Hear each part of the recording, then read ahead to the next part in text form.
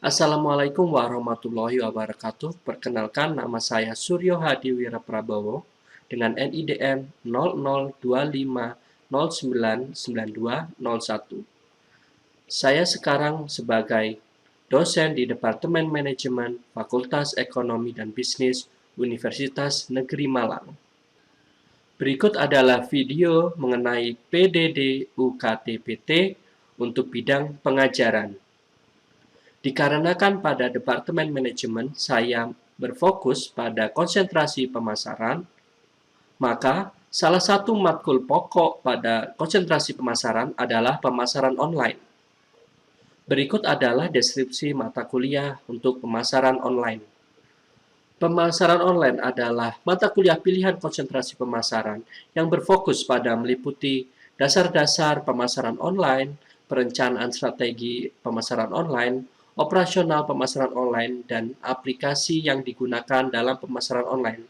Selain itu, juga melakukan evaluasi dari strategi pemasaran online yang telah dibuat. Diharapkan dengan mempelajari mata kuliah ini, mahasiswa dapat memahami konsep-konsep dasar dari pemasaran online.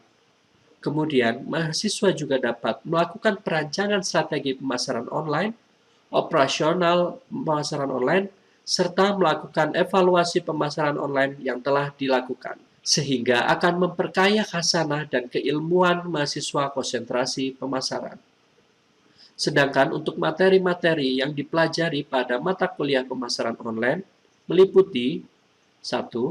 Dasar konsep pemasaran online. 2. Saluran dan jenis pemasaran online. Dilanjutkan dengan perancangan strategi dan konten pemasaran online. Dilanjutkan juga dengan operasional perangkat lunak atau software pemasaran online dan praktik pembuatan pemasaran online secara detail yang ditutup dengan analisa dan optimasi pemasaran online. Materi-materi tersebut disampaikan dengan mode project-based learning, yaitu sebuah mode pembelajaran yang berfokus pada menganalisa dan menjalankan sebuah proyek. Dalam hal ini adalah proyek dalam pemasaran online dan menjalankan strategi pemasaran online yang efektif dan efisien. Oleh karena itu, metode pembelajaran yang diterapkan dalam mata kuliah ini yaitu ceramah untuk menyampaikan materi dan topik pembelajaran. Kedua, studi kasus, mengangkat kasus-kasus pemasaran online yang layak dan relevan dengan materi yang diberikan. Kemudian, melakukan diskusi, yaitu tanya jawab dengan mahasiswa. Dilanjutkan dengan praktik, yaitu tentang praktik penggunaan software atau perangkat lunak pemasaran online. Dalam upaya tercapainya pembelajaran yang menarik, diperlukan interaksi yang terjadi dalam proses belajar mengajar.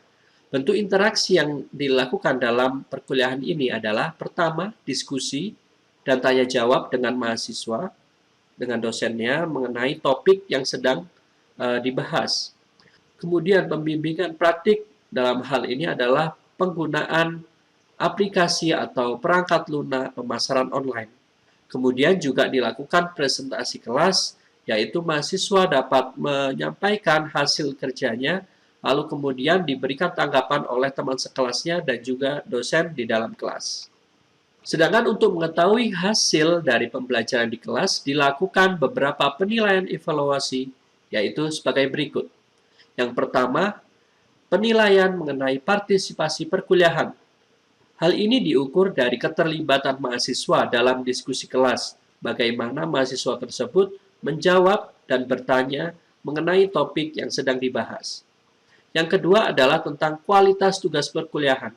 Hal ini diukur dari kualitas tugas yang dikerjakan mahasiswa berdasarkan tugas yang diberikan oleh dosen kepada mahasiswa. Lalu penilaian yang selanjutnya yaitu tentang presentasi rancangan pemasaran online. Hal ini diukur dari kualitas hasil dan presentasi rancangan pemasaran online yang dibuat. Poin ini juga digunakan sebagai penilaian UTS atau ujian tengah semester. Dan yang terakhir adalah presentasi hasil akhir. Hal ini diukur berdasarkan kualitas hasil akhir dan juga presentasi dari hasil proyek pemasaran online yang telah dilakukan dalam satu semester. Poin ini juga digunakan sebagai penilaian ujian akhir semester atau UAS. Berikut adalah contoh video pembelajaran daring untuk pemasaran online pertemuan ketiga. Oke, saya mulai. Assalamualaikum warahmatullahi wabarakatuh. Waalaikumsalam warahmatullahi wabarakatuh. Oke, kita hari ini akan melanjutkan perkuliahan kita pemasaran online gitu ya. Baik, langsung saja kita masuk ke materi untuk perkuliahan kita hari ini. Oke, bisa terlihat slide saya? Bisa, Pak. Oke, tidak bisa ya. Oke, terima kasih sudah bisa berkumpul di perkuliahan pemasaran online kita untuk pertemuan yang ketiga gitu ya. Jadi minggu lalu kita sudah memulai pembelajaran dari pemasaran online yang sebelumnya kita membahas tentang KRS dan sebagainya. Sekarang kita masuk ke pertemuan yang 3. Oke, sebelum masuk ke materi selanjutnya, kita akan recap tentang materi dari minggu lalu dulu ya. Mungkin ada yang mau merecap untuk materi minggu lalu kita membahas tentang apa? Mungkin bisa raise hand, silakan. Devi Yunita. Ya, Pak. Jadi minggu lalu kita mengenai fungsi umum dari pemasaran itu ada 4, yaitu menciptakan, mengkomunikasikan, dan mengantarkan nilai kepada pelanggan, dan untuk mengelola hubungan pelanggan. Sehingga dinilai prakteknya pemasaran online itu menjalankan fungsi pemasaran yang mengkomunikasikan nilai kepada pelanggan dengan media online. Oke, betul. Jadi fungsi pemasaran itu ada 4 gitu ya. Jadi secara utuh fungsi pemasaran ada 4. Tapi untuk di pemasaran online itu sendiri itu hanya untuk mengkomunikasikan nilai ke pelanggan. Seperti itu ya. Oke, ada lagi mungkin yang bisa? Tadi ada yang raise hand. Untuk Adara Kaya, coba gimana? Terima kasih Bapak untuk kesempatannya. Jadi untuk materi minggu lalu itu ada perbedaan pemasaran konvensional sama pemasaran online. Nah, kalau pemasaran konvensional itu kita memperhatikan masalah persaingan langsung secara fisik sama kompetitor. Jadi kita harus tampil beda supaya bisa banyak dilihat. Terus kalau untuk pemasaran online itu lebih mengandalkan kata kunci pencarian atau keyword ya. Jadinya untuk bisa bersaing harus mengikuti tren yang ada di dunia digital seperti itu. Oke, ya betul. Itu satu hal juga yang telah kita pelajari minggu lalu yaitu tentang tren ya. Itu jadi ketika pemasaran online itu berbeda cara pemasarannya. Kalau misalnya pemasaran online dia mengandalkan tren. Itu sebabnya banyak ya postingan-postingan yang kenapa ini harus ngikutin tren, kenapa harus ikut tren. Misalnya trennya tentang A, semua bikin tentang A. Misalnya trennya tentang B, semua bikin tentang B. Karena exposure itu didapatkan dengan mengikuti tren. Berbeda memang dengan pemasaran konvensional. Kalau konvensional kita berusaha untuk berbeda gitu. Misalnya semua jualannya sepatu warna hitam, kita berjualan sepatu warna merah itu menonjol. Tapi kalau misalnya pemasaran online kita berusaha berbeda seperti itu, tidak ada yang nyari dan exposure-nya akan rendah. Seperti itu. Itu materi yang sudah kita bahas pada minggu lalu. Oke. Sekarang kita masuk ke materi yang kita minggu ini adalah tentang jenis dan saluran pemasaran online. Jadi gini, dalam pemasaran online itu kita harus bisa menentukan saluran mana yang kita pakai. Tapi pertanyaan itu sendiri sebenarnya, saluran itu maksudnya apa? Apakah saluran air? Itu kan pipa gitu ya. Yang saluran yang di sini dimaksud adalah tentang media dan fasilitas. Jadi ketika menggunakan pemasaran online, kita harus bisa menentukan media atau fasilitas apa yang akan kita gunakan. Karena penggunaan media dan fasilitas yang tepat akan menghasilkan gitu ya, pemasaran online yang efektif dan efisien. Di sini saya ada beberapa contoh dari jenis pemasaran online. Mungkin ada yang lain yang tidak saya masukkan, tapi di sini yang paling banyak sekarang digunakan. Mulai dari yang pertama. Jadi kita bisa juga melakukan pemasaran online pada mesin pencari gitu. Jadi kalau misalnya ada orang penasaran pada suatu barang gitu, akhirnya dia cari. Nah, Yang muncul itu nanti adalah misalnya barang kita atau apa yang dicari gitu. Selanjutnya, ada yang namanya toko virtual atau istilahnya e-commerce kerennya ya. E-commerce, wah ini udah saya rasa teman-teman semua di sini familiar ya. Ada yang hijau, ada yang oranye, ada yang merah, ada yang lain-lain lah gitu ya. Nah di sini kok di sini jelas lakukan pemasaran online-nya dengan posting barang, ada harganya, ada reviewnya gitu ya. Yang memang diperuntukkan untuk berjualan atau mempromosikan barangnya seperti itu. Selanjutnya, ini yang jadi berkembang ya. Dulu media sosial itu hanya digunakan untuk berbagi sosial aja, untuk menjadi jejaring sosial. Tetapi karena jejaring sosial itu sudah sangat lebar, sangat kuat gitu ya, sehingga sekarang bisa digunakan untuk berjualan. Contohnya ini yang saya tampilkan di depan. Oke, setelah saya jelaskan tadi ya di 3 jenis ini, sekarang pertanyaannya, oke, kira-kira persamaannya apa ya dari 3 hal ini?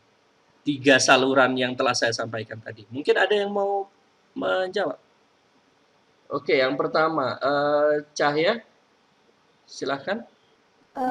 Persamaannya sama-sama menampilkan produk yang dicari oleh pelanggan dan juga ketiga produknya itu fotonya menarik gitu Pak. Oh ya benar-benar ya.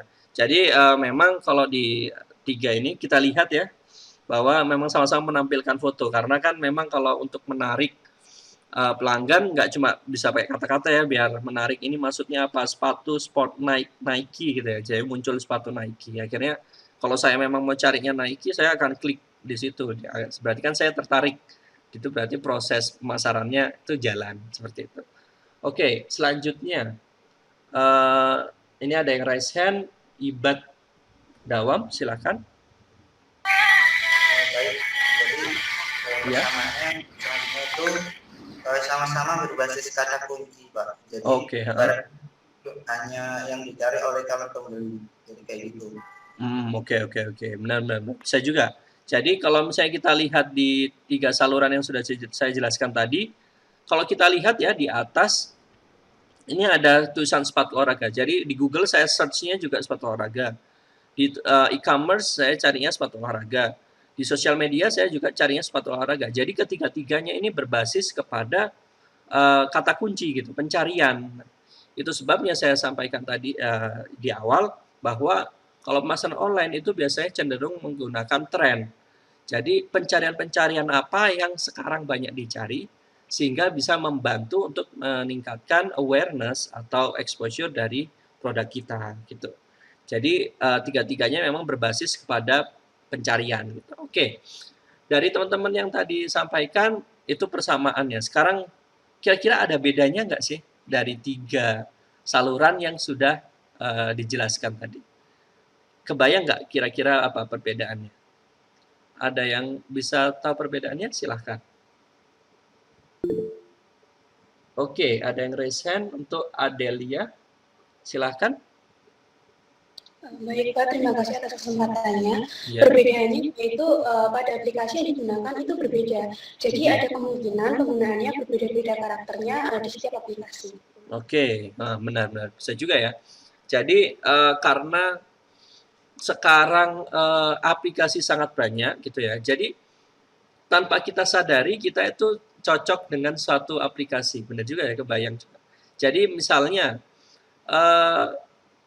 banyak orang anak muda mungkin ya yang sudah mengurangi untuk search Google, search-nya melalui Google gitu. Karena mungkin bisa dicari lewat Instagram karena mereka lebih familiar dengan Instagram atau malah sekarang banyak yang di TikTok gitu. Beli barang malah ngelihatnya ke TikTok karena mungkin ada yang keranjang kuning itu ya. Nah, itu berarti karakteristik dari orang tersebut atau customer kita itu mempengaruhi dia itu kira-kira mau carinya di mana. Ada mungkin yang masih sampai sekarang terbiasa dengan Facebook gitu.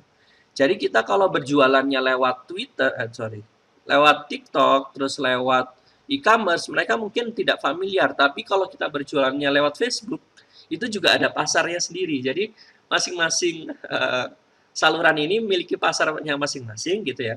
Sehingga kita bisa menentukan kita kira-kira produknya taruh di mana.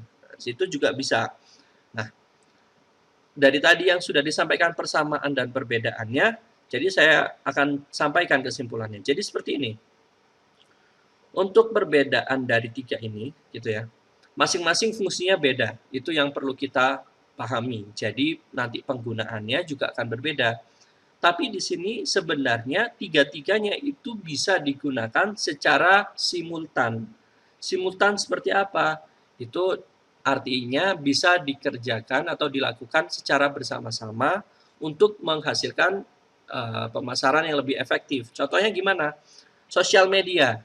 Contohnya seperti TikTok, contohnya seperti Instagram, Facebook gitu ya.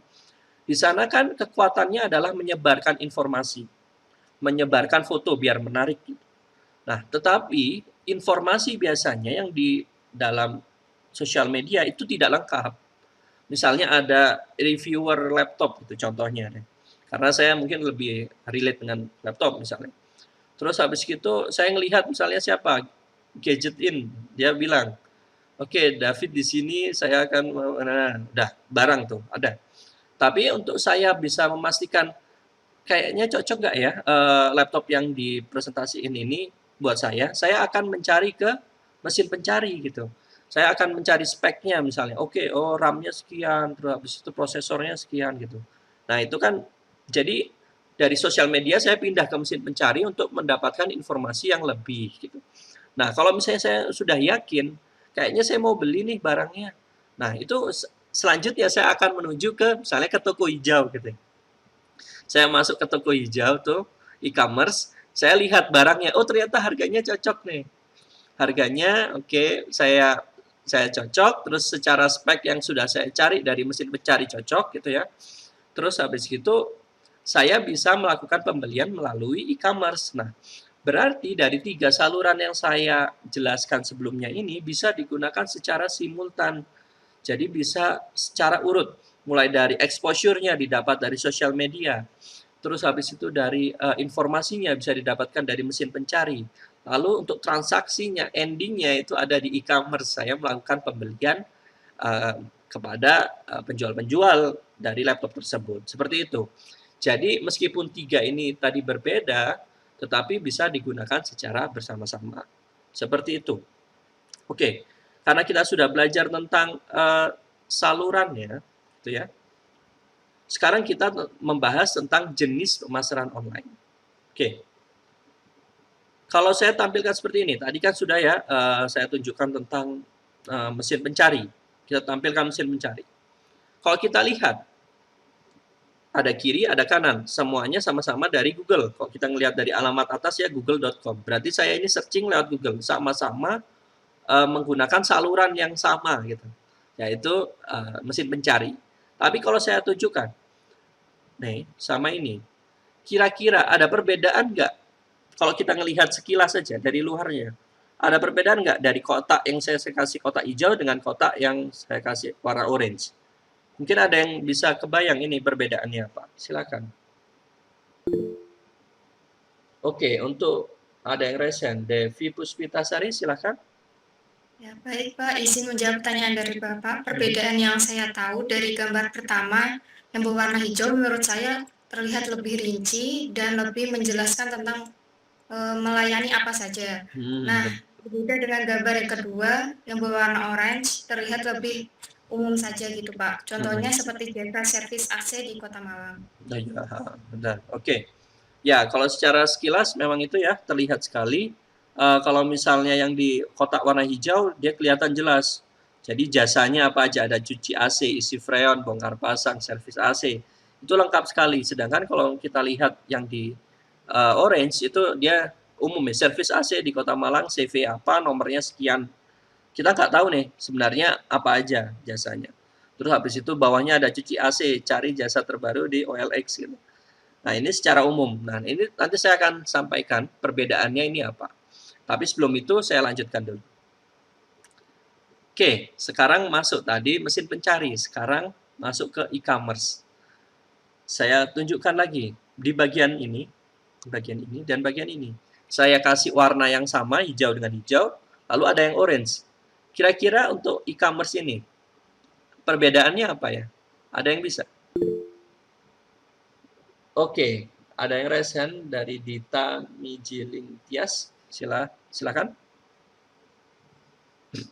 Yang kotak warna hijau itu produk yang ditampilkan lebih sedikit, hanya 1 hingga 2 produk saja. Yang kotak oranye itu produk yang ditampilkan lebih banyak, ada 6 produk sekaligus. Oke, ya. Kalau dari secara tampilan itu ya terlihat ya, kalau misalnya yang kotak hijau dia lebih sedikit, istilahnya lebih eksklusif gitu. Nanti kita akan bahas kenapa dia lebih eksklusif. Sampai ada badge-nya kalau di yang tengah itu kan itu ya, Bukalapak, promosi lagi. Bukalapak. Nah, itu ada tulisannya super seller istilahnya. Berarti kan lebih eksklusif. Nah, sedangkan kalau yang di sebelah kanan sendiri itu produknya ada banyak, semuanya dijejer gitu ya. Jadi kita kurang eksklusif, jadi terlalu banyak, harus mencari barang dan sebagainya, seperti itu. Nanti akan saya jelaskan kenapa ini bisa terjadi. Selanjutnya, tadi sudah mesin pencari, terus sudah tadi e-commerce, sekarang muncul sosial media gitu ya. Dalam hal ini ada Instagram. Saya tunjukkan lagi di bagian ini dan di bagian ini. Ada yang warna hijau, ada yang warna orange. Kira-kira ada perbedaannya nggak di sini ya? Ada yang bisa kebayang perbedaannya? Oke, silahkan untuk Aprilia Citra. Baik Bapak, izin menjawab. Perbedaan dari keduanya, untuk yang kotak hijau itu mungkin karena printnya udah lebih besar dan terkenal dan ada fitur box-nya.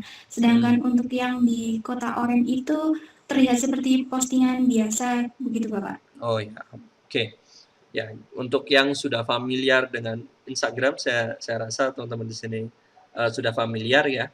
Jadi kalau yang di sebelah kiri itu ada tulisannya book now gitu ya. Terus habis gitu yang kalau di sebelah kanan itu seperti postingan biasa kayak teman-teman posting biasa.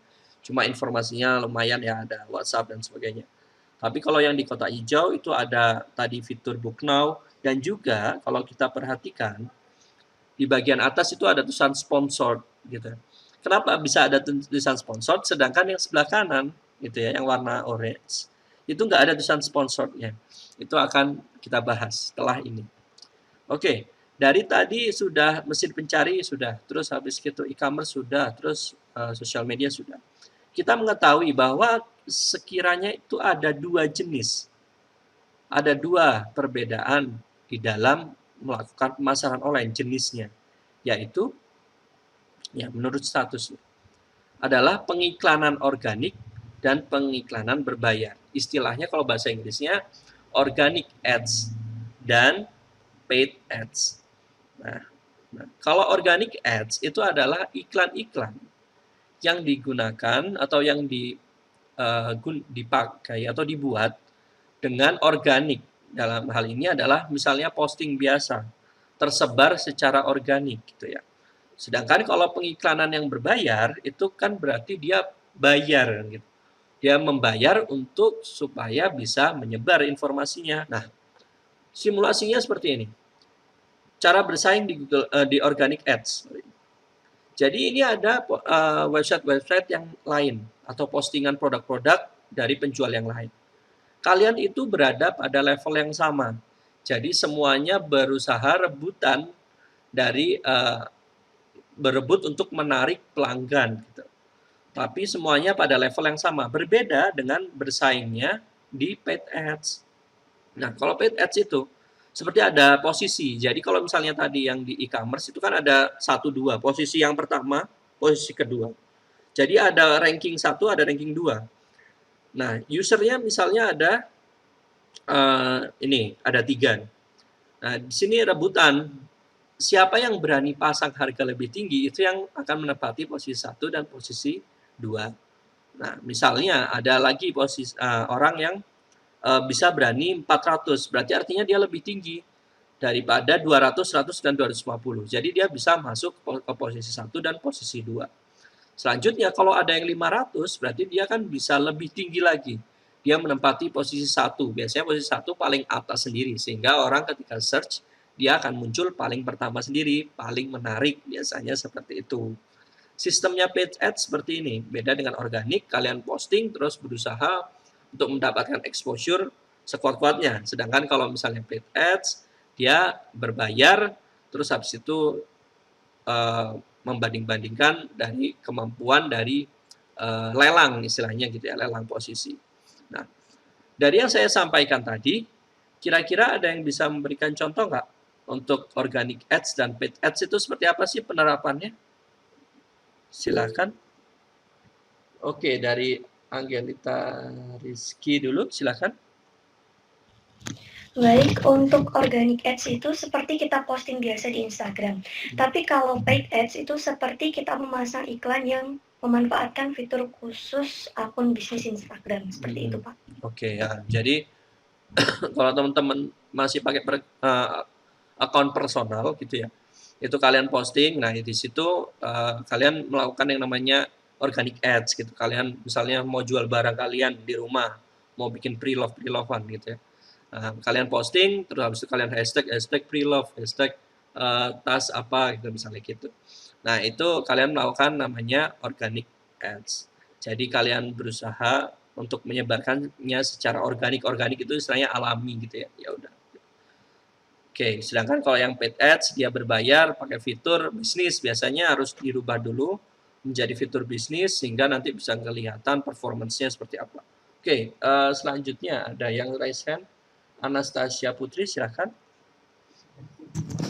Baik Pak, izin menjawab. Kalau menurut saya itu begini, intinya itu organic ads itu kita mengiklankan tapi tidak bayar dan dibiarkan tersebar secara alami saja, begitu Pak. Terus sedangkan kalau paid ads itu kita berbayar supaya disebarkan sama platform seperti Facebook atau Google, begitu Pak. Oke. Terima kasih. Oke. Ya benar, jadi kalau organik itu kita yang berusaha menyebarkan, benar, penerapannya gitu. Kalau paid ads itu platformnya yang berusaha untuk menyebarkan. Jadi pernah muncul ya, kalau misalnya kalian searching di Instagram, nggak pernah follow nih account, tapi tiba-tiba muncul ada di beranda teman-teman. Meskipun nggak pernah tahu itu siapa, tiba-tiba kok muncul ada di situ. Nah, itu berarti yang menyebarkan bukan si account tersebut, tapi platformnya, yaitu misalnya Instagram. Instagram akan menyebarkan informasi atau postingan dari sebuah akun ke akun kita meskipun kita tidak follow sebelumnya. Kecuali kalau kita follow, muncul akan itu namanya organik. Tapi ketika muncul kita nggak pernah follow sebelumnya, kita nggak tahu kenapa itu muncul. Berarti kan itu dipush oleh Instagram untuk muncul di halaman kita seperti itu. Itu yang biasanya berbayar, paid ads. Biasanya ada tulisannya sponsor di atas. Oke. Berarti seperti itu. Berarti sudah paham ya untuk perbedaannya antara organic ads dan paid ads. Nah, dari yang telah saya sampaikan tadi, saya akan berikan tugas untuk berkelompok ya. Seperti dengan kelompok yang sebelumnya ya. Ada 2 soal. Yang pertama adalah pilih 3 produk yang dipromosikan melalui pemasaran online, lalu jelaskan dan analisis pilihan saluran yang digunakan. Jadi masing-masing produk akan sesuai ya tentang analisis pilihan salurannya karena masing-masing produk punya saluran yang berbeda sesuai dengan produknya masing-masing. Selanjutnya, 2, pilih kata kunci utama, kemudian interpretasikan kondisi biddingnya berdasarkan hasil dari keyword planner atau tadi Google Ads. Seperti itu. Ini untuk tugasnya, untuk latihan, untuk mengetahui bagaimana saluran, jenis, serta juga untuk bidding ya. Bidding dalam hal ini organic ads dan paid ads. Seperti itu. Ada yang mau ditanyakan? Silakan. Oke, sepertinya sudah tidak ada yang bertanya. Oke, seperti itu ya. Silakan tugasnya dikerjakan. Nanti minggu depan kita akan membahas tugas ini. Sekian, saya dapat akhiri. Terima kasih. Wassalamualaikum warahmatullahi wabarakatuh. Waalaikumsalam warahmatullahi wabarakatuh. Terima kasih Pak. Ya. Sekian video penjelasan saya mengenai proses pembelajaran serta deskripsi mata kuliah pemasaran online. Terima kasih atas perhatian Anda. Wassalamualaikum warahmatullahi wabarakatuh.